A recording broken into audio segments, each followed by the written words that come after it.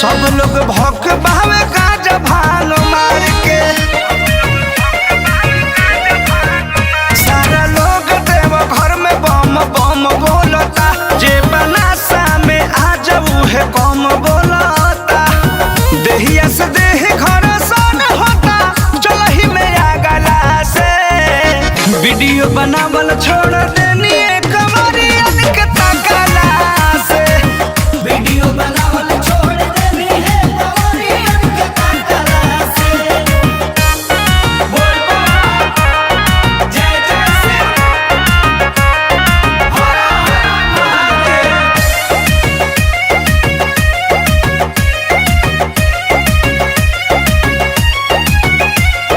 Makeup हमारे कुल्ही होता बड़ बड़ हो, तनिको ना वीडियो आवता क्लियर हो।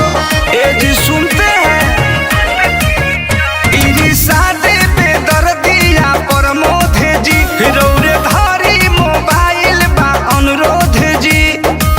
भेज गई नया नया साड़ी हमार जलवा छला कला से। वीडियो बनावल छोड़ देनी